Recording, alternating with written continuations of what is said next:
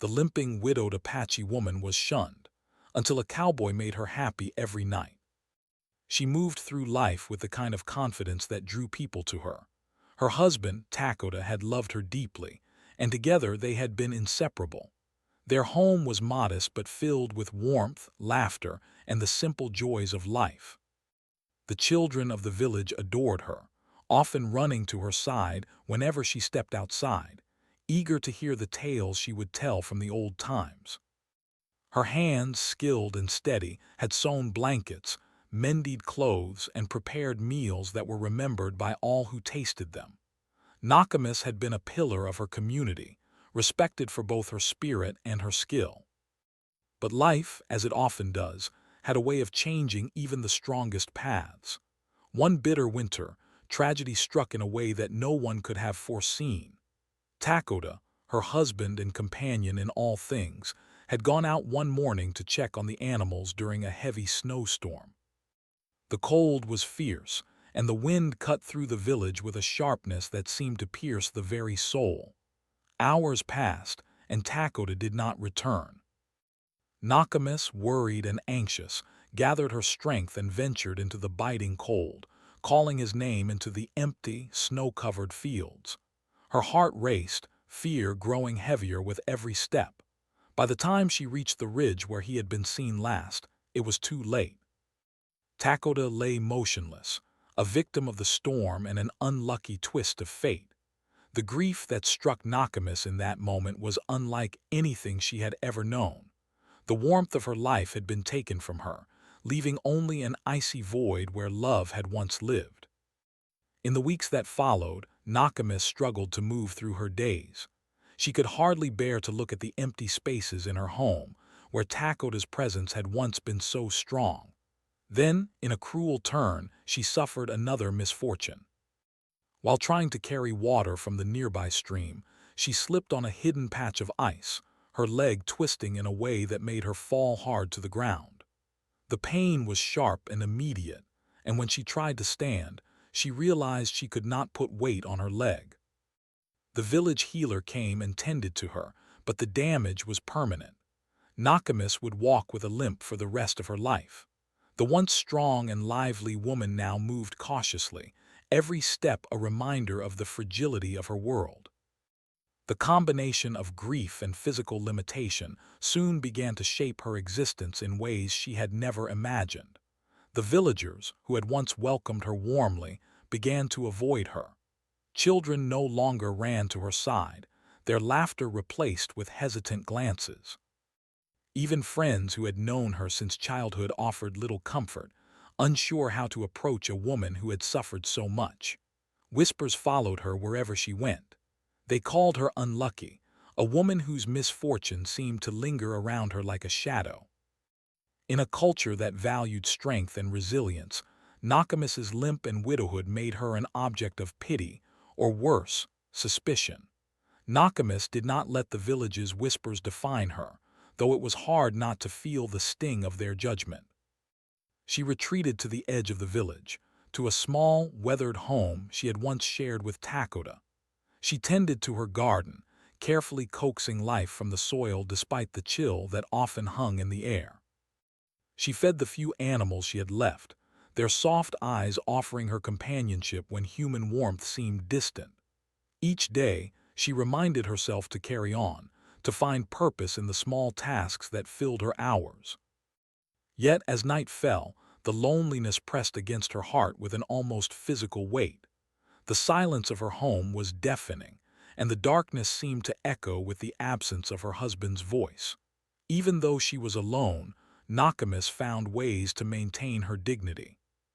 She mended her clothes, cooked her meals, and kept her home in order. Her hands moved with care and precision, a silent defiance against the life that had tried to break her.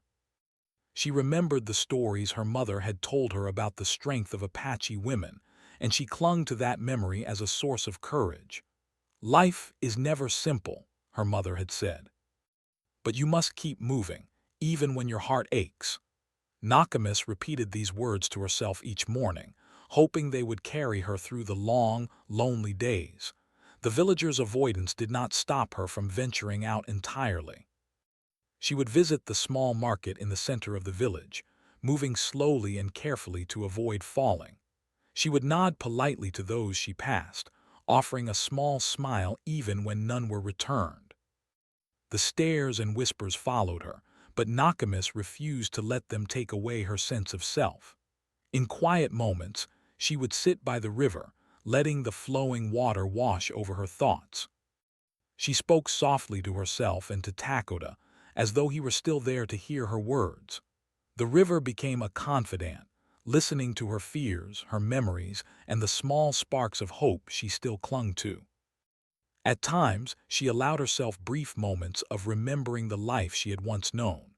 She would recall the feel of Takoda's hand in hers, the sound of his laughter echoing through their home, the warmth of the sun on their faces as they worked together in the fields. These memories were bittersweet, bringing both pain and a sense of connection to the life that had been taken from her. In the quiet of the evening, she would sometimes hum a song they had shared, her voice soft and trembling, a mixture of sorrow and love. Despite the hardships, Nakamis discovered a quiet resilience within herself. She learned to navigate her world carefully, relying on her instincts and patience. She found ways to reach the stream without risking injury, and she crafted small tools to make daily chores easier. Each small victory, no matter how minor, became a testament to her strength. She understood that life would never return to the way it had been, but she refused to surrender completely to grief. It was during these solitary days that Nakamis began to reflect deeply on her life. She thought about the nature of loss and the unexpected turns that life could take. She recognized that while the village might reject her, she could still find meaning within her own existence. She found comfort in her garden, delight in the animals she cared for, and even in the simple act of moving carefully through her world each day. These small actions became her anchors, keeping her steady amid the swirling currents of loss and isolation. And yet, even with these small anchors, Nakamis felt the ache of loneliness most sharply at night. The darkness of her home seemed to magnify the emptiness left by her husband's absence. She would sit by the fire for hours, letting the warmth soothe her aching body, her thoughts drifting to memories and unanswered questions. She longed for companionship, for someone who could see beyond her limp and widowhood, someone who could recognize the woman she still was beneath the layers of pain. Though her life had been diminished in the eyes of the village, Nakamis refused to let despair define her. She held on to hope, however faint, that life might yet offer her moments of joy. Each day was a careful balance of survival and remembrance, of honoring the past while cautiously stepping toward an unknown future. She learned to find beauty in the simplest of things: the first bloom of her garden in spring, the gentle flow of the river, the songs of birds in the morning. These small joys became her lifeline, a reminder that even in the harshest circumstances, life could still offer glimmers of light. Nakamis's days were quiet, and the village largely ignored her, but she carried on with dignity. Her resilience, though unseen by many, was a quiet form of rebellion against the isolation imposed upon her.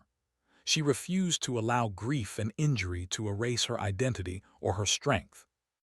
She nurtured herself, mind and body, holding on to the hope that perhaps one day life might surprise her with a new chapter, one that could bring warmth, companionship, and a return of happiness. Even in the silence, Nakamis's spirit remained alive. She had faced the unimaginable and survived. She had lost the love of her life, been betrayed by the indifference of her village, and suffered a permanent injury, yet she still moved forward. Each careful step she took, each day she survived, was a testament to her courage. Nakamis knew that the world could be harsh and unfair, but she also understood that life was not over. Somewhere beyond the cold and whispers of the village, there might still be hope waiting for the day when her heart could once again find joy, and when the world would see her not as a widow with a limp, but as a woman of strength, resilience, and quiet beauty. Life for Nakamis became quieter, but the weight of loneliness grew heavier with each passing day. The villager's distance was no longer subtle. It was a wall that separated her from the rest of the world. Where children had once run to greet her with smiles and questions, they now avoided her gaze, playing elsewhere or whispering behind her back. Adults who had once shared meals or stories with her now crossed the street to avoid her presence. Nakamis felt the sting of this isolation deeply. She understood that her limp made her different, that being a widow made her vulnerable, but she had never imagined it would be enough for the village to turn away entirely. Every morning, she would rise with the sun and perform her chores with careful attention. She fed her few animals, tended her garden, and swept the small porch in front of her home. These tasks were not just duties. They were her way of staying connected to life, of maintaining some sense of normalcy in a world that seemed intent on ignoring her. When she moved through her home, she did so slowly and deliberately, mindful of the pain in her leg. Each step was measured, a reminder that she could still manage, that she could still live despite her losses. Yet these small victories felt hollow when the day ended and the night arrived, filling the quiet rooms with a profound sense of emptiness. The nights were the hardest. When the sun disappeared behind the horizon and the village grew still, Nakamis felt the absence of companionship more sharply. She would sit near the small fire she kept burning in her hearth, watching the flickering flames dance against the walls of her home. She thought of Takoda and the warmth he had brought into her life, remembering how his voice would fill their home with laughter and love. Now, the only sound was the crackle of burning wood, echoing her solitude. She often spoke softly to herself, imagining that Takoda could hear her words, that he was somehow still there to offer comfort. These conversations were quiet, private moments that allowed her to keep a connection to the past while confronting the present. The villager's avoidance was not limited to children. Even older friends, people who had shared parts of her life, seemed unsure how to act around her. They were polite at a distance but never approached her home or invited her into theirs. Nakamis tried to understand their behavior. She reminded herself that grief and disability made people uncomfortable, that many did not know how to respond to suffering. Still, the isolation left her feeling invisible, as though her life had been erased from the collective memory of the village. She walked slowly through the market, carrying the essentials she needed, but her presence was often met with hurried nods or indifferent glances. She had become a ghost in the community she had once been an integral part of. Despite the distance of the villagers, Nakamis maintained her dignity. She refused to allow their whispers and stares to define her sense of self. She kept her home tidy, her garden flourishing as best as she could manage, and her small collection of animals fed and cared for. These tasks were acts of resilience, proof that she could continue to nurture and create even when the world around her seemed cold and indifferent. In quiet moments, she found comfort in the rhythm of daily life, in the repetition of chores that grounded her and reminded her that she was still capable of action, of care, of life itself. Nakamis also found solace in the natural world around her. She would walk slowly to the edge of the village, where the land opened to fields and rivers, and watch the movement of animals or the flow of water. Birds would sing their songs, insects would buzz, and the wind would carry scents of wildflowers and earth. These small details reminded her that life continued, even in her loneliness. She would sit by the river for hours, dipping her hands in the cool water, watching the ripples carry her reflections away. She spoke softly to the river, telling it her fears, her sadness, and sometimes even her hopes. It became a confidant, a silent witness to her struggle, offering a kind of companionship she could no longer find among people. As the weeks passed, Nakamis began to notice how much she had changed. She had become cautious, careful, and observant, always aware of the village's judgmental eyes. Her movements were slow and deliberate, and she had developed a quiet patience born from necessity. She noticed details that others overlooked: the color of the sky at dawn, the patterns of leaves in the wind, the way sunlight reflected off the river at sunset. These observations were small joys, reminders that beauty still existed in the world, even when human connection was scarce. Yet, even as she found comfort in her routines and in the natural world, Nakamis's heart ached for human connection. She longed for conversation, for someone who could see her beyond her limp, beyond her widowhood, beyond the whispers of the village. She wanted to be treated as she had once been, as a person with stories to tell, with thoughts and feelings that mattered. The ache of this loneliness was constant, but she learned to endure it, carrying it with quiet strength rather than allowing it to overwhelm her. In her solitude, Nakamis also reflected on the nature of the villagers' avoidance. She realized that fear and misunderstanding often drove people away from what they could not comprehend. Her injury made them uneasy, her loss made them uncomfortable, and her independence may have reminded them of their own vulnerabilities. She understood this logically, but it did not ease the sting of isolation. The realization gave her perspective, however, and she began to approach her days with a sense of cautious acceptance. She could not control the actions of others, but she could control her response, and she chose to continue living with dignity and purpose. Her evenings were filled with memories. She would recall times with Takoda, moments of laughter, shared meals, and quiet conversations by the fire. She remembered the joy of walking together through the village, hand in hand, the pride in their work, and the small triumphs of daily life. These memories were bittersweet. They brought both pain and comfort, but they reminded her of the life she had once known and the love that had shaped her. They also offered hope that life could still contain moments of warmth, even if they were not yet visible. Nakamis's resilience was not unnoticed by all. A few villagers, especially the elders, recognized her strength and perseverance. They admired her ability to continue despite hardship, even if they did not fully understand her pain. Occasionally, someone would leave a small gift at her doorstep: a basket of food, a piece of cloth, or a simple note wishing her well. These small gestures were rare but deeply meaningful, reminding Nakamis that even in isolation there were glimmers of kindness. The combination of grief, injury, and isolation made Nakamis reflective and wise beyond her years.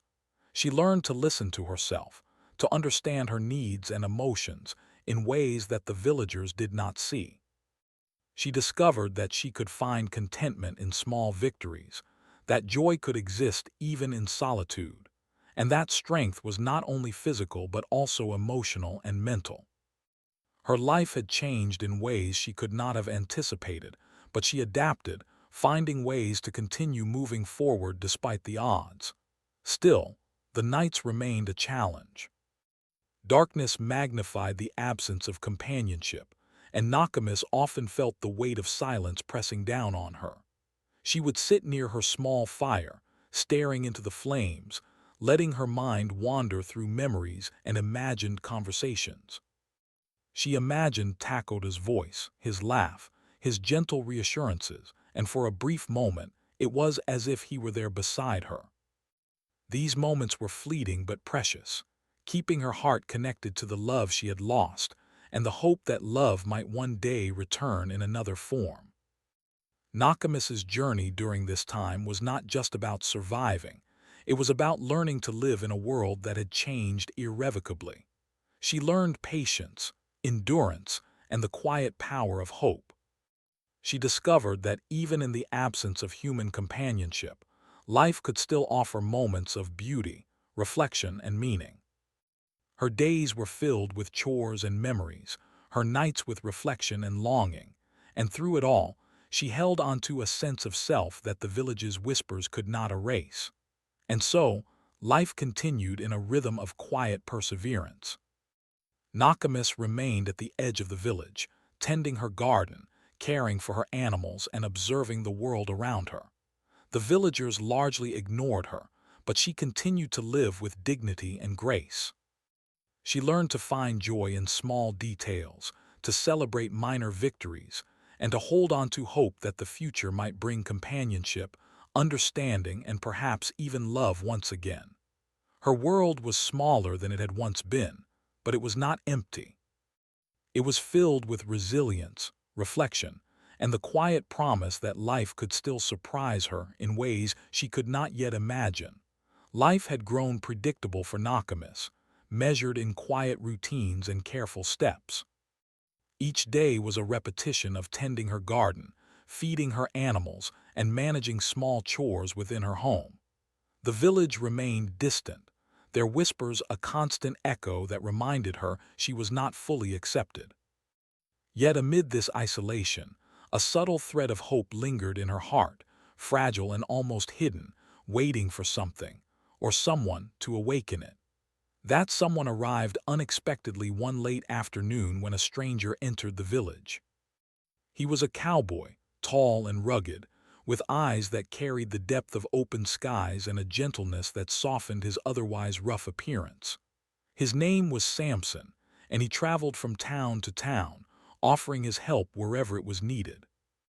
He had a reputation as a wanderer, someone who understood life's hardships and appreciated resilience when he saw it. On this day, he had come to trade supplies and rest for a short while before continuing his journey. His presence immediately attracted attention. Travelers and villagers alike noticed his steady demeanor and the quiet confidence with which he carried himself. Yet, what mattered most, though Nakamis did not know it at first, was that Samson noticed her. Their first meeting was unplanned. Nakamis was carrying water from the river, her limp evident in every careful step. Samson had stopped nearby to adjust his horse's saddle, and seeing her struggle, instinctively stepped forward. "Here," he said softly, offering her a small bucket to ease her load. Nakamis hesitated at first, unused to anyone noticing or offering help without a hint of pity or curiosity. But there was something in Samson's voice, steady and sincere, that made her accept the gesture. This small interaction marked the beginning of a change she had almost stopped believing could happen. Over the next few days, Samson lingered around the village longer than most travelers would. He took notice of Nakamis, not with judgment or pity, but with genuine interest and respect. Unlike the villagers, he did not see her limp as a weakness. He did not see her widowhood as a mark of misfortune.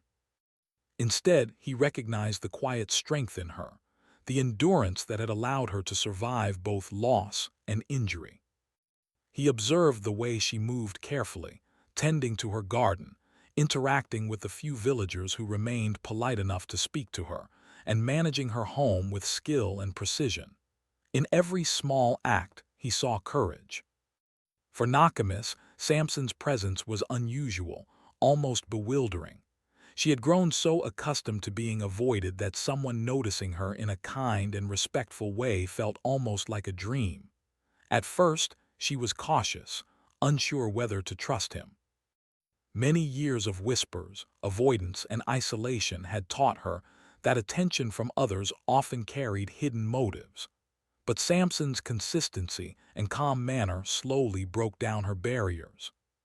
He would wave politely when he passed, offer small gestures of help, and sometimes pause to speak with her about simple matters, a comment about the weather, an observation about her garden, or a quiet question about her animals. Each interaction was brief, yet it carried a warmth Nakamis had not felt in years.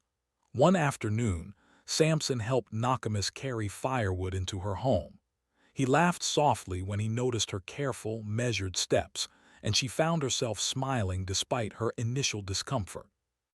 "You've got a strong spirit," he said quietly, "even if your legs don't move as quickly as they once did." Nakamis hesitated, then nodded, recognizing the truth in his words. No one had acknowledged her strength before, not the villagers who whispered behind her back. Samson's simple recognition felt like a spark of light in her otherwise shadowed world. As days turned into weeks, their interactions grew more frequent. Samson would check in on Nakamis each morning and evening, helping with chores or simply sitting nearby as she worked. She found herself anticipating his visits, feeling a warmth in her chest that she had not experienced since Takoda's passing. Samson listened when she spoke, truly listened, and that in itself was remarkable. He asked about her life, her memories, and her hopes in a way that invited conversation without demanding it. For the first time in years, Nakamis felt seen, understood, and valued for the person she was rather than the circumstances that had befallen her. The villagers, naturally, noticed the growing connection between the two. Whispers circulated, filled with curiosity and cautious judgment. Some were skeptical, unable to understand why a traveling cowboy would show consistent interest in a widowed woman with a limp. Others were quietly pleased, recognizing that Nakamis deserved kindness and companionship. Yet, Nakamis paid little attention to their whispers. Her focus was on the rare feeling of being acknowledged and respected, a sensation that nourished her soul. Nights began to change in a subtle but meaningful way. Samson would often stop by Nakamis's home in the evening, bringing with him small gifts, a piece of fruit from the market, a fresh loaf of bread, or a simple trinket from his travels. These gifts were modest, yet they carried thoughtfulness and care, demonstrating that he noticed her needs and desired to brighten her days. More importantly, he spent time with her, sitting by the fire as she prepared her evening meal, talking quietly, or simply listening to her speak about the life she had lost. His presence brought comfort, and gradually, Nakamis began to look forward to these moments as the most joyful part of her day.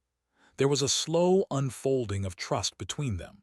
Nakamis shared memories of Takoda, of their life together, and of the pain she had endured. Samson listened without interruption, never offering empty platitudes, only gentle words that respected her grief.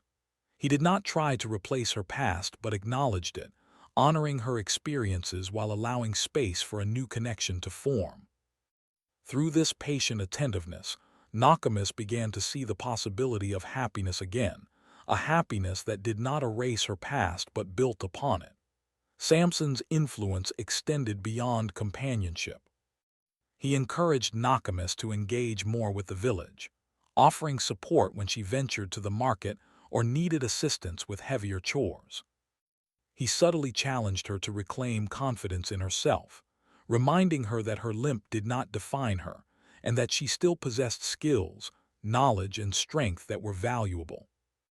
Nakamis, inspired by his encouragement, began to move with slightly more assurance, reclaiming some independence that had been overshadowed by her injury and grief. Even small activities became moments of shared joy.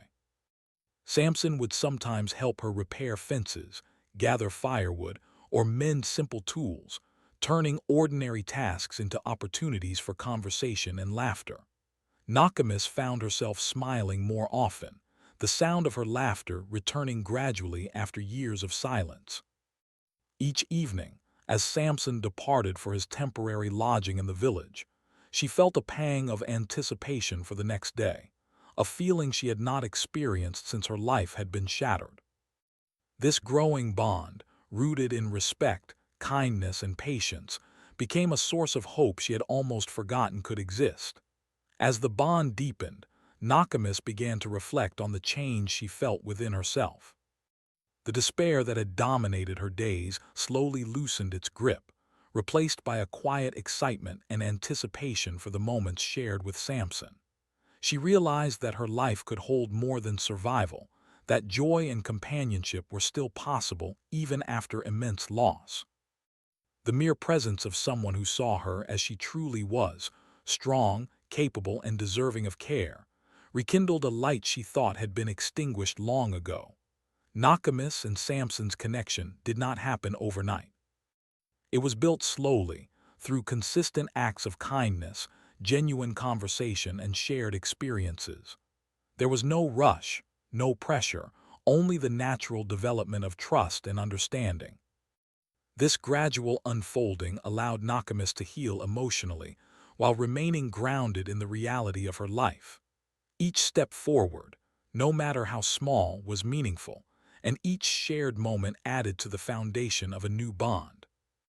Even as their friendship grew, Nakamis remained aware of the villagers' attention. Some watched with curiosity, others with skepticism, and a few with silent admiration. She understood that their opinions could not define her happiness, and she focused instead on the feelings that arose within herself, feelings of warmth, hope, and a cautious optimism that life might hold surprises yet.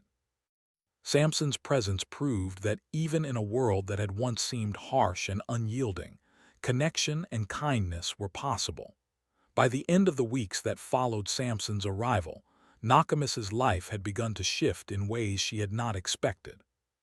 Her days were no longer solely filled with chores and solitude. They now included moments of laughter, companionship, and the anticipation of shared experiences. Her evenings, once silent and heavy with grief, were now illuminated by conversation, gentle humor, and the sense that someone cared deeply for her well-being. The shadow of loneliness, while not entirely gone, had begun to lift, replaced by a budding warmth that promised new possibilities. Nakamis realized, slowly but surely, that she was beginning to feel hope again. She had survived tragedy, injury, and isolation, yet life had brought her someone who saw her true self and valued her for who she was. Samson's consistent presence, kindness, and respect reminded her that happiness could return, even after the deepest sorrow. For the first time in many years, Nakamis allowed herself to imagine a future where she was no longer defined by loss, a future where her heart could feel joy again. This chapter of her life marked a turning point. The arrival of Samson introduced not only companionship, but also a renewed sense of purpose. Nakamis found herself smiling more readily, laughing at small jokes, and speaking freely without the heavy burden of self-consciousness. Her world, once dominated by silence and avoidance, began to feel fuller, richer, and imbued with the promise of human connection. While the journey was far from over, the presence of a kind, patient, and understanding companion had already begun to change everything. As days turned into weeks, Nakamis found herself looking forward to the evenings more than anything else. Each night brought the promise of companionship, laughter, and warmth that she had long thought lost forever. Samson had become a constant in her life, a presence that reminded her of the joys of connection and human kindness. Even when the sun sank behind the hills and shadows stretched across her small home, she no longer felt the sharp sting of solitude. Instead, she felt anticipation, a gentle excitement that made her heart flutter and brought color back into her cheeks. Their evenings began simply. Samson would arrive with a quiet knock on the door, carrying small items he thought she might like. Sometimes a loaf of bread fresh from the market, other times a bundle of herbs or a handful of wildflowers. These gestures were modest, but they were always thoughtful, demonstrating that he noticed her, cared about her, and wanted to bring joy into her life. Nakamis would greet him cautiously at first, unsure of whether she deserved such kindness, but gradually she learned to accept it with a warm smile and a soft voice. Once inside, they would sit near the fire. The flames cast a warm glow, illuminating the small details of her home and making the shadows dance across the walls. The crackling of the wood became a comforting backdrop to their conversations, a rhythm that punctuated stories, laughter, and moments of quiet reflection. Samson was a patient listener, always allowing Nakamis to speak at her own pace, never interrupting or dismissing her thoughts. For the first time in years, she felt heard, not just heard but understood. The stories they shared were simple at first. Nakamis spoke of her life with Takoda, of the joys and struggles they had experienced together. She told Samson about the small triumphs of daily life, about the garden she tended, the animals she cared for, and the ways she had learned to navigate her world despite her injury. Samson, in turn, shared tales from his travels, stories of towns far away, people he had met, and challenges he had faced along the way. Each story, each shared memory, brought them closer together, bridging the gap that had once seemed insurmountable between them. As their connection deepened, laughter began to return to Nakamis's life. It started softly, almost hesitantly, as if she were testing the waters, unsure if happiness could truly exist for her again. Samson's presence made it easy to let that laughter emerge. He would tease her gently about small things, the way she meticulously arranged her herbs, or the careful steps she took when moving through the room. Nakamis would smile, her laughter mingling with his, filling the home with warmth and light. The sound was unfamiliar at first, almost foreign, but it quickly became comforting, a sign that life could still hold joy even after sorrow. Even the simplest tasks became opportunities for connection. Samson would help Nakamis carry heavier items or repair things around her home, turning mundane chores into moments of shared laughter and conversation. He did not rush her or make her feel inadequate for needing assistance. Instead, he offered help with patience and respect. Nakamis found herself feeling lighter, both physically and emotionally, as the burden of her solitude was eased by his presence. The evenings were no longer merely a time to endure darkness. They had become a sanctuary of warmth, laughter, and companionship. Their conversations began to explore deeper topics as trust grew. Nakamis spoke of her fears, her hopes, and the longings of her heart. She shared the pain of losing Takoda, the frustration of being shunned, and the quiet moments of despair that had haunted her nights. Samson listened with empathy, never offering empty words, only gentle reassurance and understanding. He did not try to erase her past, but he acknowledged it, validating her experiences and creating a space where she could be vulnerable without fear. This acceptance allowed Nakamis to open her heart gradually, discovering that sharing her pain could also be a source of relief and connection. As the nights unfolded, Nakamis began to notice changes within herself. Her limp, once a constant source of self-consciousness, felt less like a limitation in Samson's presence. He treated her as an equal, valuing her thoughts, her skills, and her spirit. She found herself standing a little taller, moving a little more confidently, and embracing her abilities rather than focusing solely on her limitations. Samson's respect and kindness reminded her that her worth was not defined by her injuries or her losses, but by the strength, resilience, and warmth she carried within her. Small rituals emerged that brought comfort and joy. Samson would help light the fire each evening, and they would sit together in silence for a few moments, listening to the soft crackle of flames and the occasional whistle of the wind outside. They shared simple meals, often consisting of bread, cheese, and herbs from Nakamis's garden, savoring the food not just for its sustenance, but for the shared experience of breaking bread together.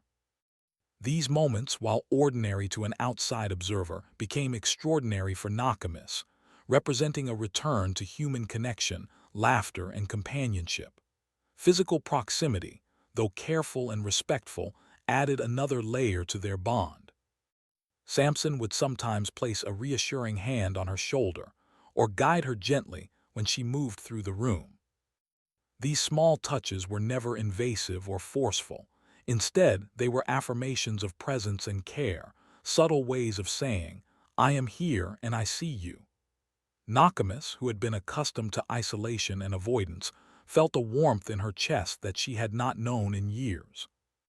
It was a reminder that human touch, even simple and respectful, could heal wounds that words alone could not reach. The evenings also became a time for reflection and hope. Samson encouraged Nakamis to share her dreams and aspirations, reminding her that life was not over, that joy could still exist despite past sorrows. She began to speak of things she had long abandoned, plans for expanding her garden, small repairs she had postponed, and even the idea of learning new skills to make her life richer.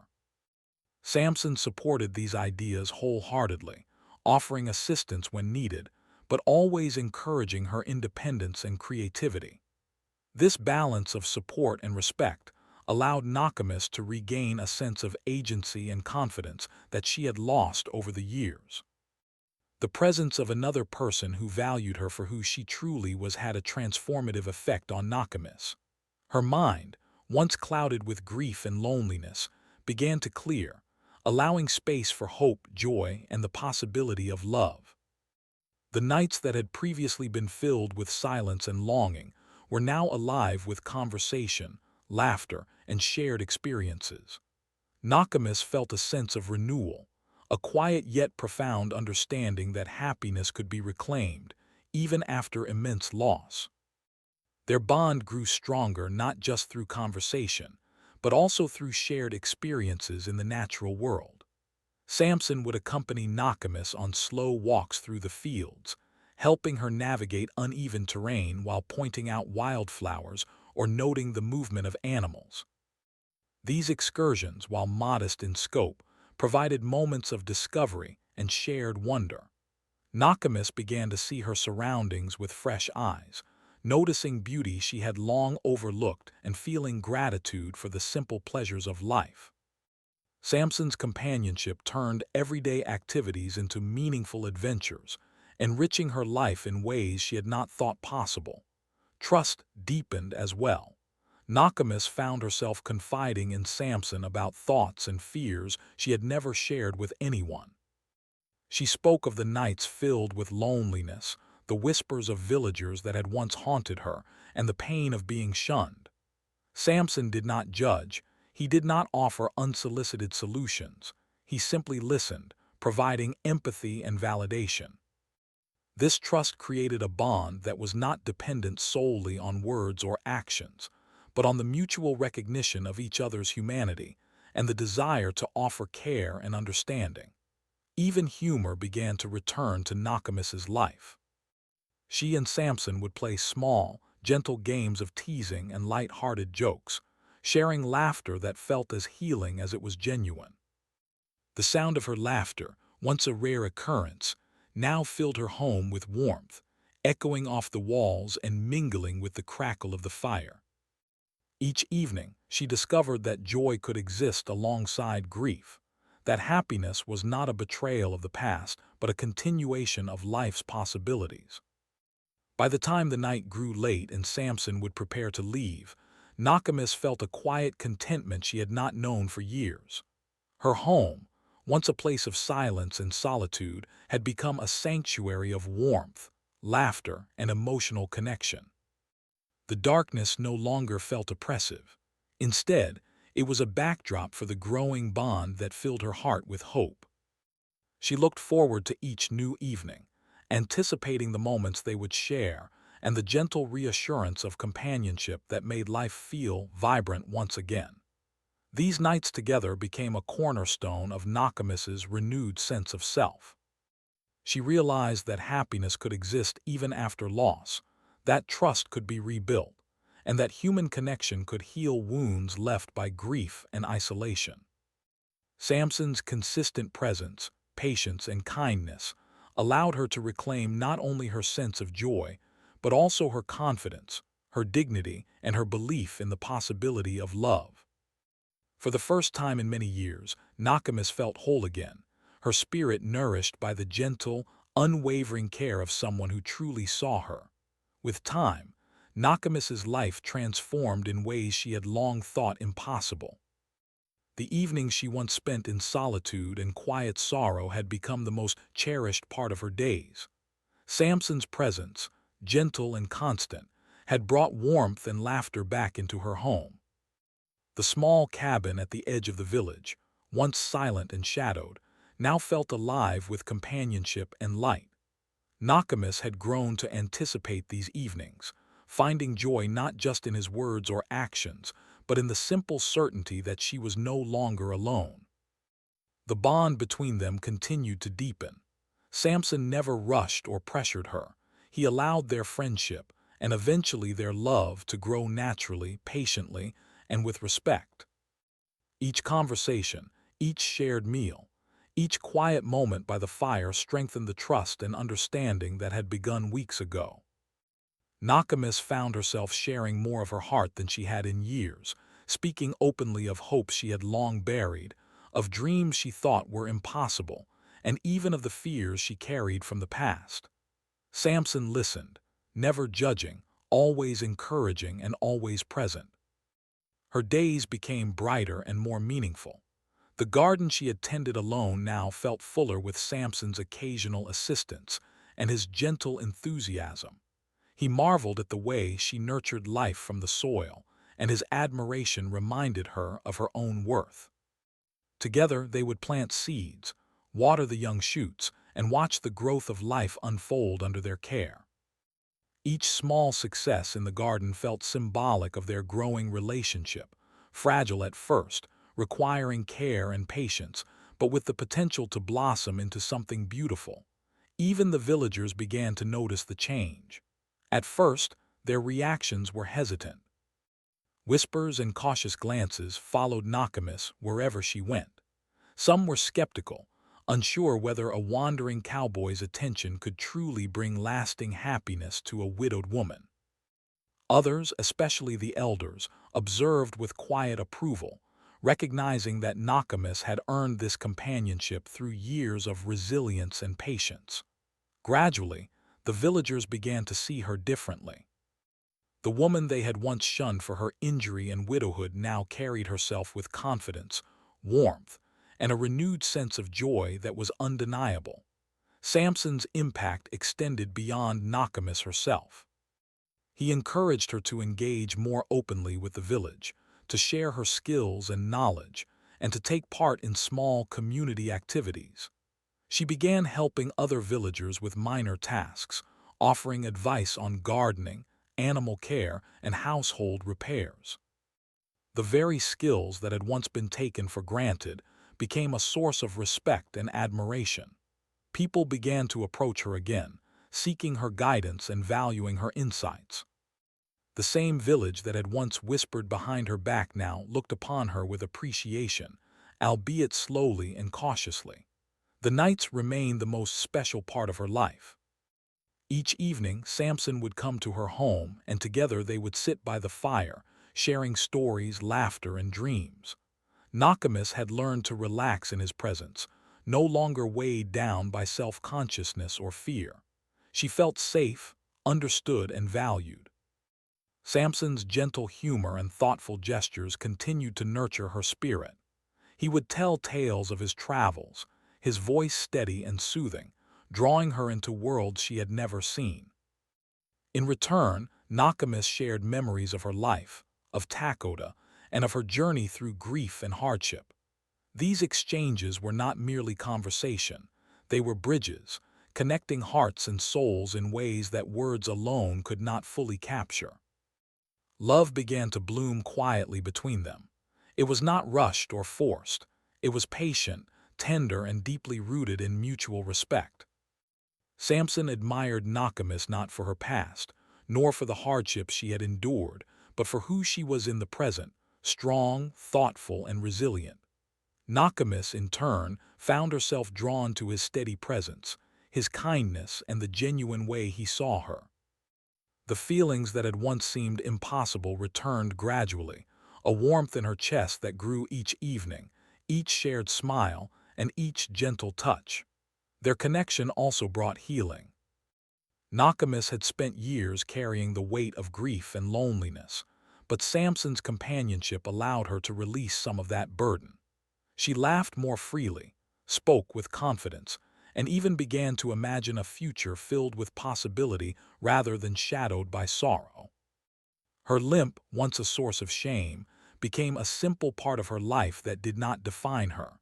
Samson's acceptance reminded her that love and companionship were about the person, not their limitations.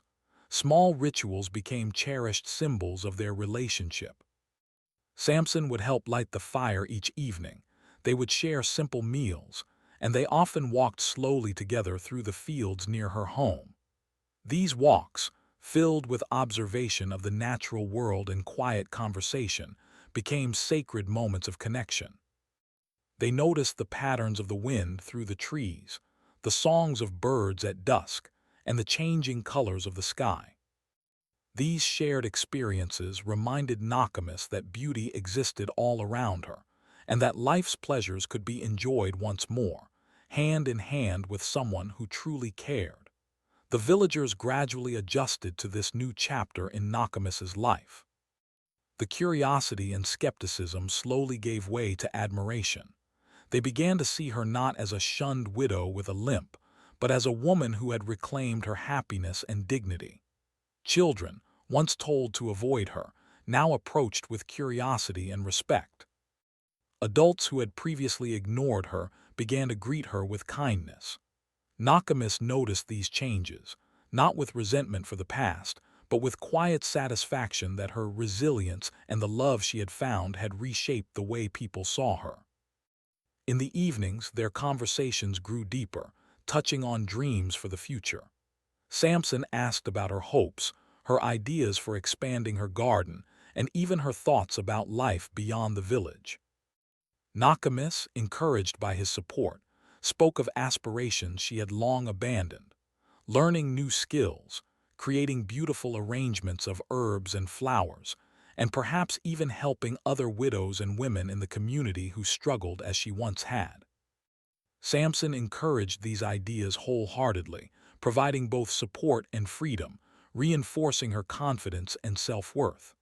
As the months passed, their bond became a foundation for both of them.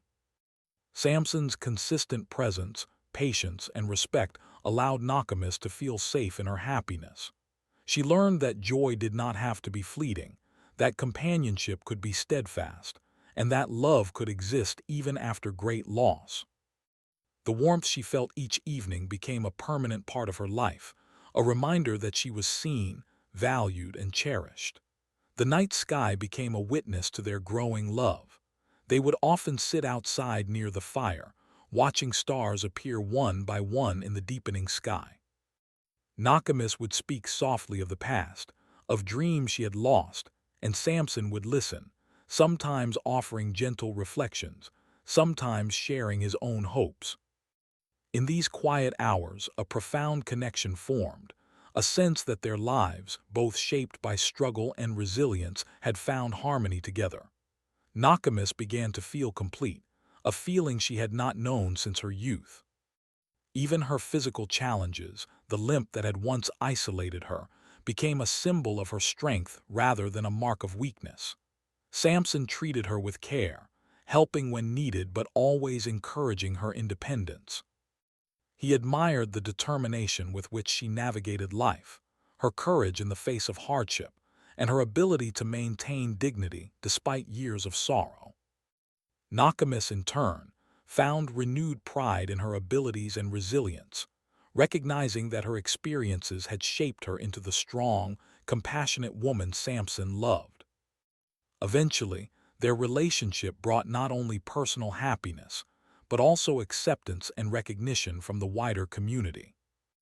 Villagers began to see that Nakamis's life had changed not because of a wandering cowboy alone, but because she had embraced the opportunity for connection, healing, and growth.